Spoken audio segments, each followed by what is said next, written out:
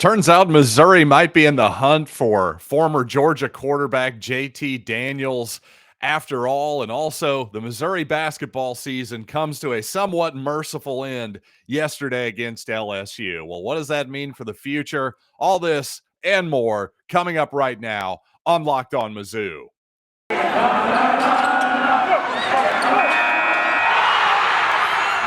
You are Locked On Mizzou, your daily podcast on the Missouri Tigers, part of the Locked On Podcast Network.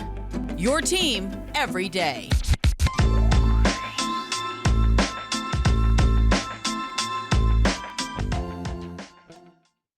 Hail, you true sons and daughters. I'm John Miller, your Mizzou mafioso and the central scrutinizer of Missouri Tigers football and basketball. Thanks for making Locked On Mizzou your first listen.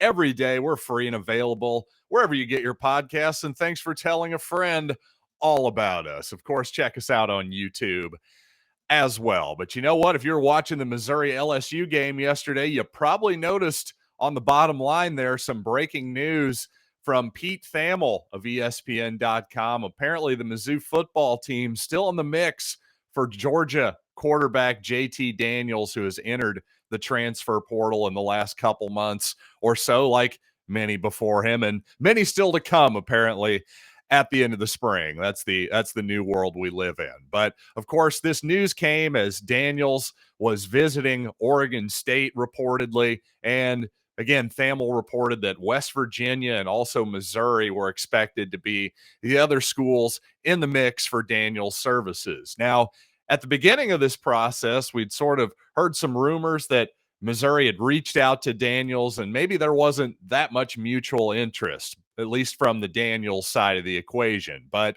perhaps that's changed now. I think Pete Thamel has pretty good reporting, certainly has a lot of good sources who enjoy leaking stuff to him. So I would definitely take that information pretty seriously. So I guess it's time to maybe take a quick look back at where JT Daniels is in his career. Well, at one point, in fact, JT Daniels was the number one ranked high school recruit of the 2019 high school class.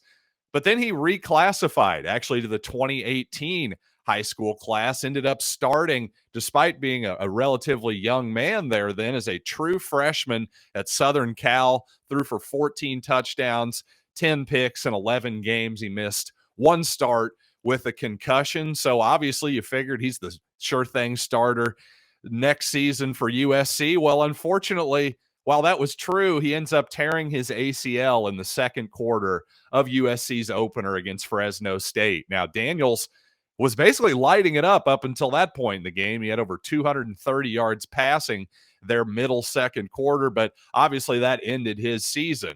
So then somebody emerges at USC. He decides to move on to Georgia. Well, the 2020 pandemic season, if you're a Missouri fan, you might remember JT Daniels looking pretty darn good against the Tigers at Faurot Field that year. In fact, that was part of him basically winning the job at the end of the year, helping Georgia go 4-0. And really, Daniels looked pretty darn good while doing it, I have to say.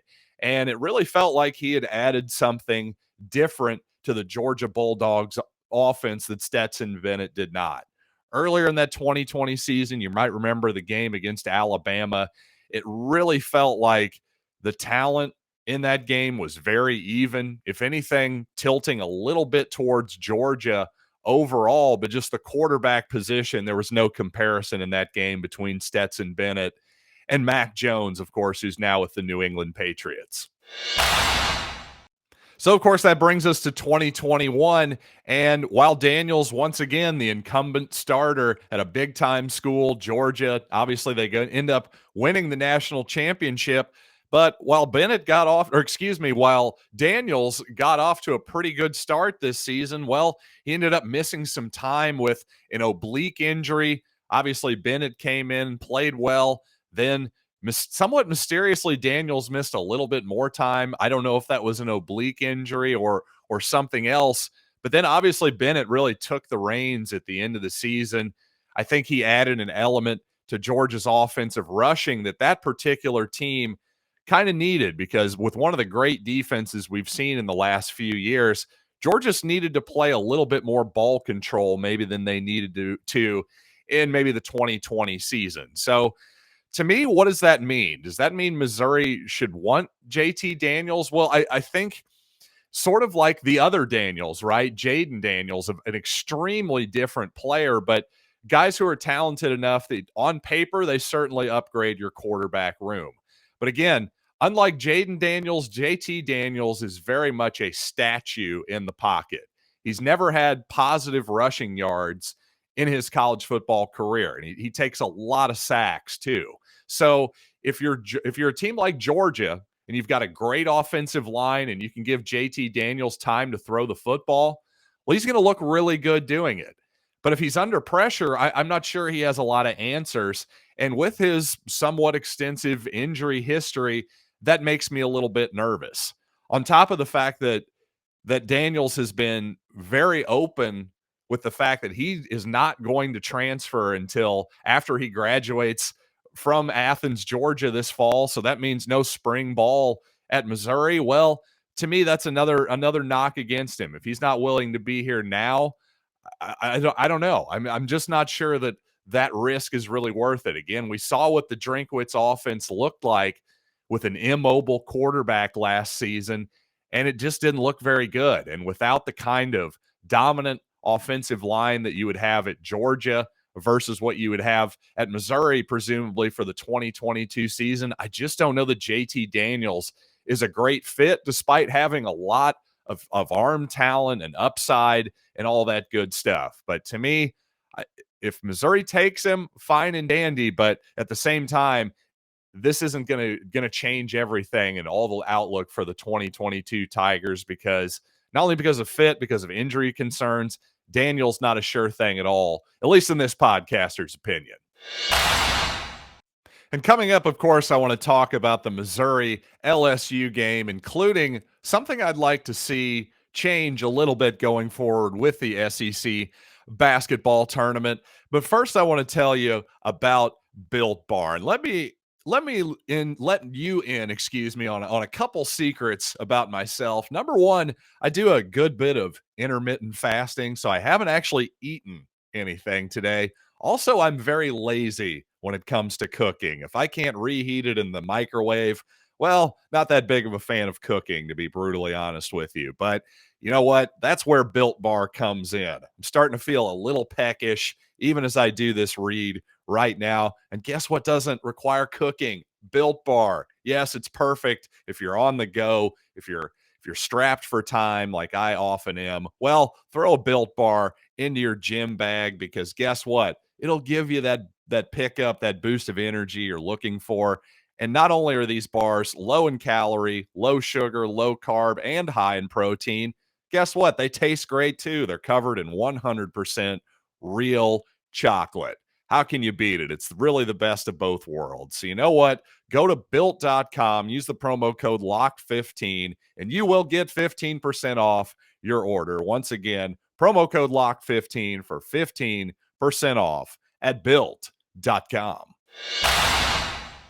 Thanks for making Locked On Mizzou your first listen every day. Make sure to check out Locked On Bracket Breakdown March 14th right here on the Locked On Mizzou feed and our YouTube channel. College basketball experts Chris Gordy, Andy Patton, and betting expert Lee Sterling give you in-depth breakdowns on every matchup. I highly recommend you check that out, especially if you do like to put a few ducats on a game now and again like myself.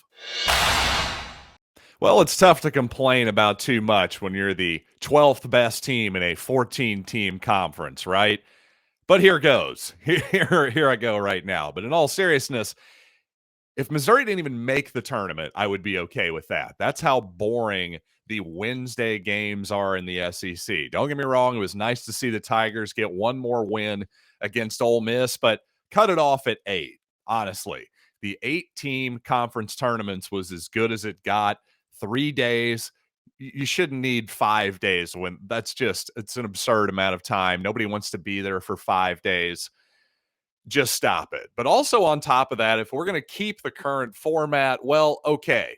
Understand that, yes, on that that Wednesday, they want to have those games in prime time, essentially. So Missouri started at 5 o'clock on Wednesday. Well, then they tip off at about 2 o'clock, scheduled to tip off at 1:30, less than 24 hours the next day.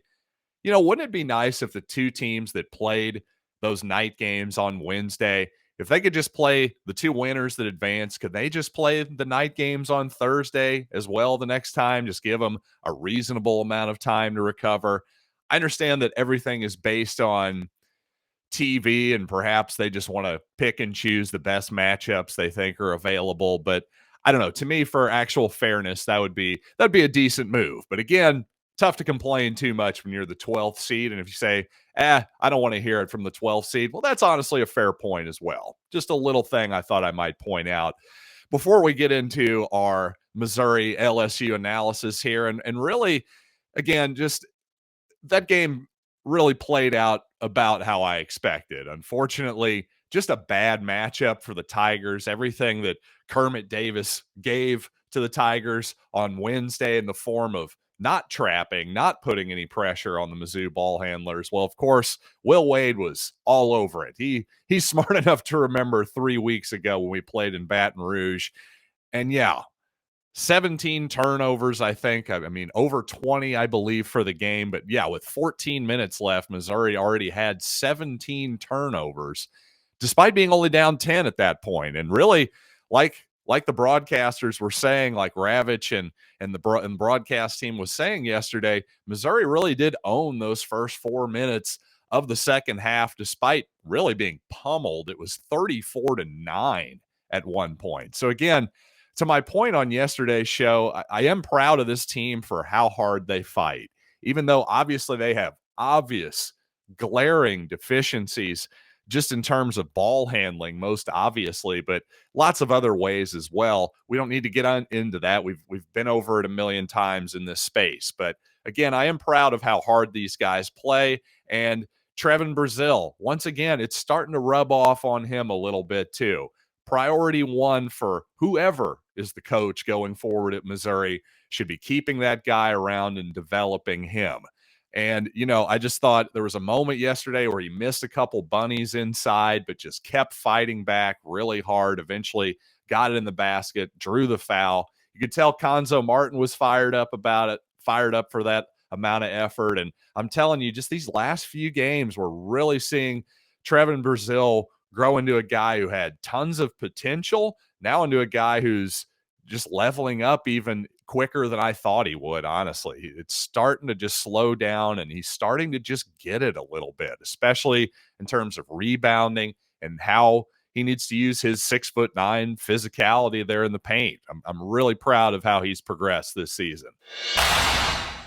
And by the way, this is something I put out on my Twitter feed just before I hit record here at Locked On Mizzou on Twitter if you want to check it out. But with about 12 minutes and 41 seconds left in the first half, so very early in the ball game, Dejuan Gordon comes around a pick and roll, and Xavier Pinson just basically lunges in front of him, moves his feet okay, don't get me wrong, but then just chooses to fall down. And of course, then Dejuan Gordon falls down on top of him, and Xavier Pinson gets the charge call.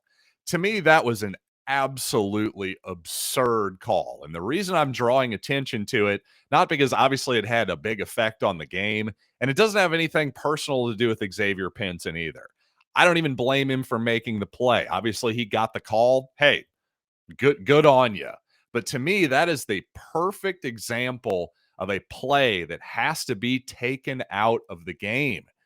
I'm just tired of watching supposed defense coming down to, well, can I trick the official into calling a charge call or not? And man, do officials absolutely love to call charges. But listen, I'm not saying offensive fouls shouldn't exist. It should be a lot harder to get them than it is now. It's just the charge has become so ridiculous. And by the way, it's often a dangerous play too, especially when you're sliding under somebody who's jumped up in the air at the very last second, whether it's a lob or a drive or something like that, some help defender just sliding up under your body, making you fall to the ground.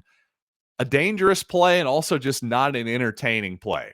How about this? How about you move your feet and actually move your hands, try to deflect the ball, play actual defense instead of turning basketball into soccer, into a flop contest. I'm just tired of that. The flop warnings are one thing, but at a certain point, you've got to call the charge differently.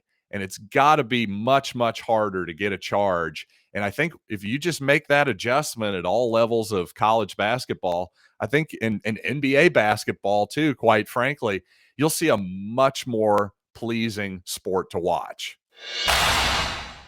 And coming up, let's talk some diamond sports, including Major League Baseball ending its lockout. And Missouri softball coach Larissa Anderson has a thought, and she'd like to share it with all of you, something to maybe improve her sport. I'm all about improving sports, as you all know. But first, before we get there, I want to tell you that, yes, it is that time of year again.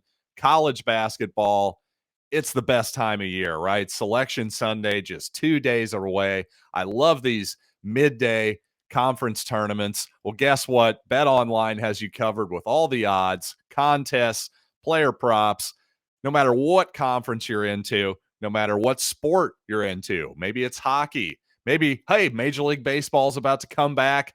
Now's the best time to start diving into it, and there's no better place than BetOnline. You get your scores, your podcasts, and news on top of course, the best player props and odds anywhere online. So head to their website today. It's betonline.net, where the game starts. Well, your red-hot Missouri softball Tigers were supposed to be playing today in Columbia, but obviously with a few inches of snow on the ground, that is not going to be happening. And over on her Twitter account, Larissa Anderson put out this morning, here's a thought, hashtag move the season back. Maybe we start a task force. Who's in? Well, actually, you know what, Larissa? I'm in. I think that's a pretty good idea. Why not move back the season a little bit?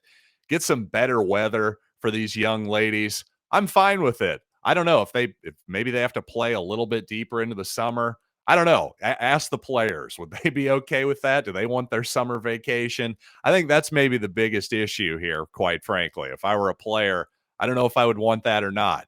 There's sure, you don't like playing in 30-degree weather, but at the same time, boy, that summer, when I was a student, I remember liking that quite a bit. So you'd have to tell me there. But to me, okay, hashtag move the season back. But once again, hashtag move the mound back. I'm tired of seeing perfect games in softball. Let's see a little bit more action. Hey, good for the pitchers, but my goodness, let's move it back a couple feet and see what happens. I think you'll see a more interesting sport. And frankly, I would do that in Major League Baseball as well, with so many guys who throw 99 miles an hour coming out of the bullpen. I think it seems like a radical change, but to me, the much more radical change the last couple seasons was the extra inning rule where you had the guy on second. That was just a non-starter for me. That was just way too radical for me, even though I like some changes, but let's not totally change the game. To me, you change the game completely when you don't have to get on base at the plate. That's just a non-starter for me. But, obviously I'm a guy I've made some guest appearances here on the Locked On Network, actually on the Locked On Nationals show. A Mizzou alum hosts that. Also Locked On Cardinals with another Mizzou alum, Lucas Smith. And well, over the last couple of years, I've been sounding, I should say, the alarm bells about Major League Baseball. I've seen this work stoppage coming for some time. And frankly, I got to give both sides, including the owners, a lot of credit for coming to a deal here. And I've been very pessimistic because I thought there were some large things that needed to come together. Most specifically, young players just needed to be paid earlier, right? And the fact that the owners were willing to realize that this time and give ground a little bit, I'm frankly pleasantly surprised, because after sort of the debacle that was the 2020 in Major League Baseball season, where it seemed like they had this golden opportunity in the middle of everything, all sports being shut down for all intents and purposes. Well, of course, they kind of squander it by arguing amongst themselves, pushing the baseball season back too far, and in the middle of the pandemic, kind of turning some people off for sure, and also bleeding into basketball when they could have had a good month or two of just owning the sports calendar, and well, they blew it. And the fact that they blew that opportunity made me really pessimistic for this baseball season. But fortunately, we're going to get the whole thing. And as somebody who is a big Major League Baseball fan, I'm thrilled. I'm really glad it's happening. And by the way, while I am a Kansas City Royals fan and an American League fan, if you will, I know there are a ton of Cardinal fans who not only listen to this podcast, but guess what? My wife, all my in-laws, most of my friends are all Cardinals fans too. So I like to root for the Cardinals as well. So I know a lot of you out there are disappointed that now there is going to be a designated hitter in the National League. And I understand that. I really do. In my opinion, in a perfect world, pitchers would hit not only in the National League, but in both leagues. Because strategically, I agree. It's a little bit more interesting when that happens. But here's the problem. And here's why I'm ultimately for the DH universally. Because for years now, for decades, pitchers have gotten worse at hitting. And why wouldn't they? Because again, for decades, they haven't been hitting at the minor league level, nor the college level, by the way. There's a universal DH in the college game in every level of minor league baseball, from single A all the way up to triple A. So again, what are we doing here? If pitchers haven't picked up a bat since they were in high school, quite possibly, and then suddenly 5, 6, 7 years later, they hit the big leagues and, oh, here you go. Let's see how you do against Max Scherzer. I mean, that's complete insanity. It would be as though a basketball player didn't have to dribble for 6 or 7 years, and then suddenly, oh, hey, you're in the NBA now. Let's see if you can dribble again. It's nuts. So to me, if you're the type of person that wanted the designated hitter to stay away from the National League, well, you needed to be advocating for that position to disappear in the minor leagues, because if you're not going to develop hitting at that level, I mean, my God, the everyday players have to develop their hitting at that level for years sometimes before they get to the big leagues. We're talking top prospects. So what are the odds that pitchers are going to be able to do it, especially when they literally never practice it at the minor league level? It's insanity. Let's stop it, especially in a world where how the game is played now, fewer and fewer bench players, more and more bullpen arms are being used for those bench spots. Well, guess what? Now we're even seeing relief pitchers hit. I'm sorry, that stuff is boring. It's not good. It's not good for the game. And trust me, it's not that boring. The American League's fine. All you National League people will get used to it. I understand that you're upset.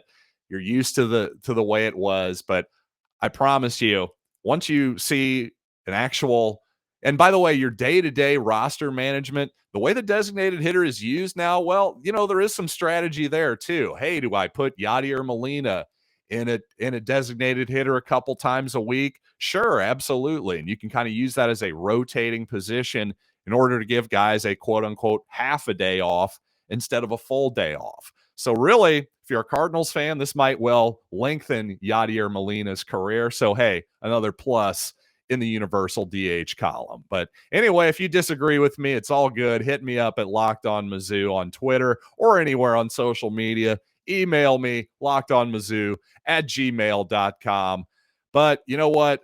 Before we get out of here, just let me remind you once again, make your second listen Locked On NFL Draft with Ryan Tracy, former NFL corner Eric Crocker. They bring the NFL Draft to life every day with insight and analysis on college football prospects and NFL front offices. It's free and available wherever you get finer podcasts. So until next time, I am John Miller, and thank you so much for listening to Locked on Mizzou.